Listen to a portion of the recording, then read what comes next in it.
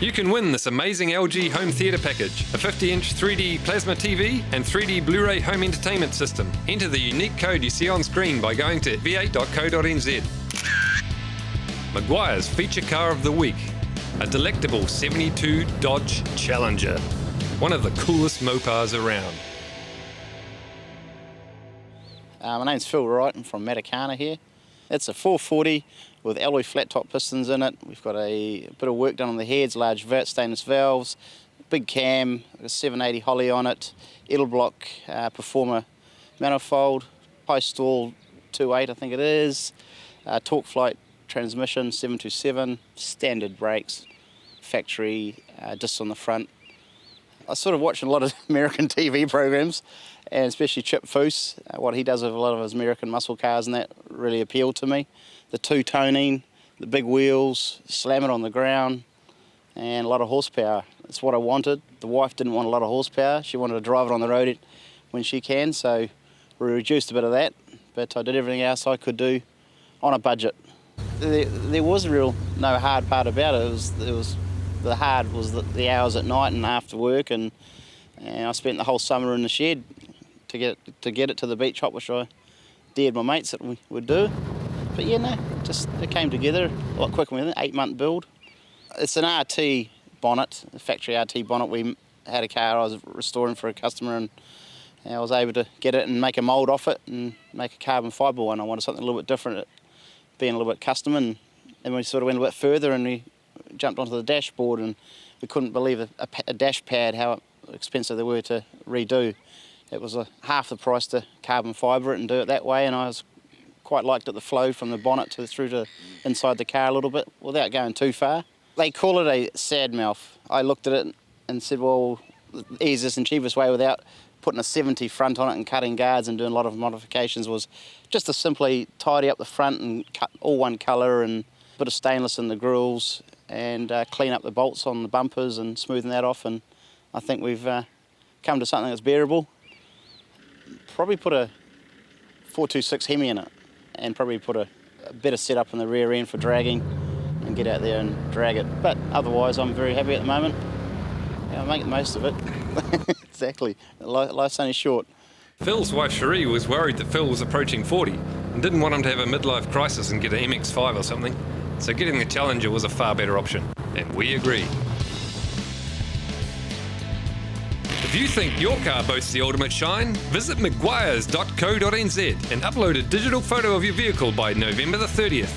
And when voting concludes, you could win $1,000 cash and a huge Maguire's prize pack. Maguire's, it just needs to shine.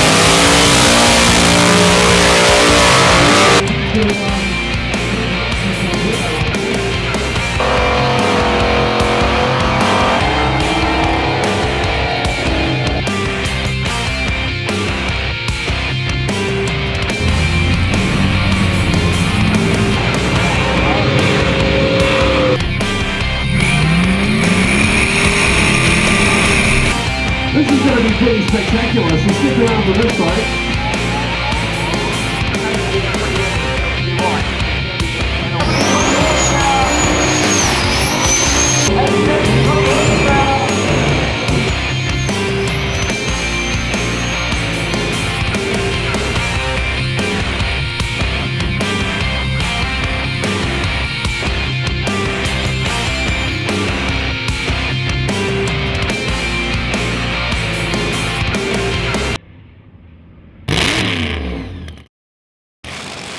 So, enough from me. Morice, what's happening with the NZDRA drag racing season? We were lucky enough this year to pick up LG. Ting Tools have come back on board. We've got Hauraki on as well. Should be a really big year. We've got the same car. It's just obviously a new paint job, and we've managed to secure a new engine for the car as well. We run it in top alcohol, and this is what we call a top alcohol funny car. Basically, you've got a one-piece body. It lifts up. You climb inside. The body comes down. It's light. You've got no suspension. It's a pure, straight-out adrenaline drag racing car. For the past couple of years, we've been running a Chev-based motor. Now we've gone into a Brad Anderson 526 cube Hemi, a purpose-built drag racing motor, built in America, designed for going fast. From where we went last year, we would have had about 2,000 horsepower. We're probably looking 2,500, 2,700 with the motor we got now, which would probably only give you half a second if we're lucky. There's the science behind getting down the racetrack. You've got 2,500, 3,000 horsepower that you've somehow got to get to the ground and down the other end faster than the other guy.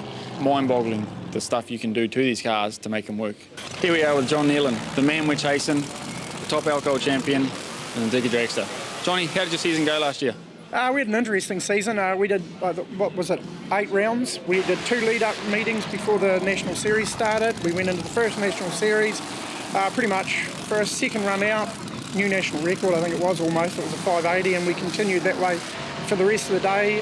Other than breakages through the season, which we did have intermittently, we had some reliability issues. Pretty much number one qualifier almost every event. We went through and won 3 of the events, top mile an hour, low ET. A big question has been whether NZDRA Group 1 cars will return to the Masterton Motorplex. After this happened to Parry Hunt's top door slammer Camaro on Masterton's airfield dragway.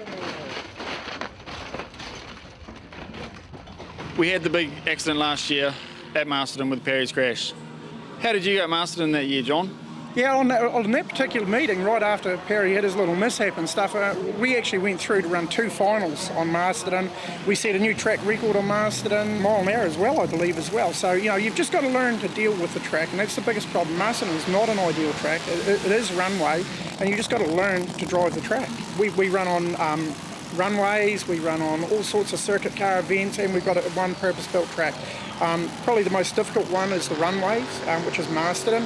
You've got white lines and stuff to contend with, but it's the old story. You've got to look at the track, walk the track, look at it, figure out where you're going to put the car and tune the car to go down the track, and that's something that we've managed to achieve quite well. The other thing that a lot of people don't know is John is also the team boss for Mark Thomas and his custom line. Tell us what happened at the Nationals, John. Oh, things weren't too flash. We had some issues with Mark in the car, and his driving position wasn't the best, and we actually didn't realise there was some stuff happening, and he was unable to get his foot hard down on the accelerator. Now, when that happens, the engine actually runs lean and detonates. Hence, it makes too much heat and then just blows the head gasket out of the thing, and that's what you saw at the Nationals. You saw the flame and everything else, and that was exactly what happened. It popped the head gasket out. We're going out there to go faster. That's the number one rule. The championship is probably secondary this year. ET is where we're aiming this year. Mark's car, we've done a fair bit of work on it. It's pretty much ready to go now. We've got a couple of things to change. It's going to get a new blower and a new fuel system and stuff as well. But it should be an interesting year for both cars this year. As it stands at the moment, we've got 3 national Group 1 series rounds, which is going to begin in Auckland, move down to Masterton again, then back to Auckland. We've got 1 divisional meeting confirmed at the moment, which that is for Group 2 and lower. We're coming very close to the 5-round season, but it is going to be slightly different than normal. Check out all the details on New Zealand drag racing in your next NZV8 magazine. NZV8 Magazine, new issue out now. Cover car, Holden HQ, the shiz. Frank Cariopa's Tough Luck, Chevrolet Impala. Joanne Kapua's Thunderbird isn't your average race car. Then again, she's not your average racer. It took his wife to convince him this Dodge Challenger had potential. But now Phil Wright owns one of the coolest mopars around. Okay, let's go back to Fram Autolite Dragway for the American Muscle Car Club Drags. This is what owning a muscle car is all about. Doing skids. You may remember Chrissy Dunn from earlier in the show in her cool F100 truck. Well, here's her other half, Billy Dunn, with one of his many toys. Well, it's a 67 tri-power Corvette, 427 tri-power car. Cool old car, but 67 technology, it's I tried it round Taupo a while ago at a Corvette convention, and yeah, it was a dog. 14.2, 14.0 today, so usually does 13.3s around there. But it might be me, I've probably aged quite a lot in the last year. It's a 1972 Oldsmobile 442 with the W30 option. It's a 4-speed, the 455 cubic inch engine. It's been rebuilt, pretty stout engine. Goes really good. It's one of only 289 built in that year. I've had it about 12 months and drove it for a little while, and then it's been off the road for a few months while we took the engine out and tidied up the front end and got it looking all shiny and nice again. So it's just been back on the road a few weeks, and we did the engine and put new interior kit on it, and got the paint looking a bit better than what it was, but pretty much so. Yeah, it was from the guy I bought it off, it was a really good, honest description.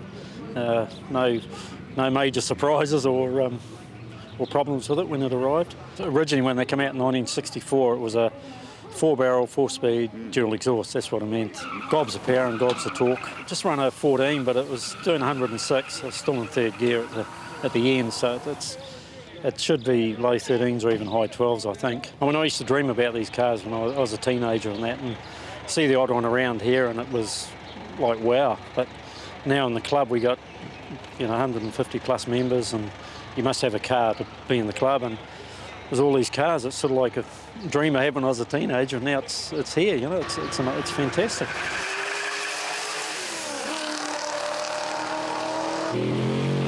It may be a club day, but there are those who come to win. We're doing 11.83s now at 115 mile an hour, so definitely boogieing. Street car wise, yeah, definitely the fastest one here. And this guy in the Plymouth Duster figures out a way to stop the opposition from winning. The Vet was the fastest car on the day, but a red light start in the final robbed him of the chocolate fish.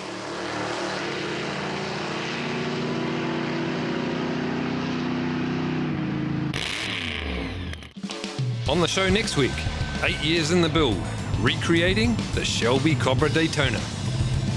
It's Mopar Mayhem at Merry Merry, putting the muscle into muscle car.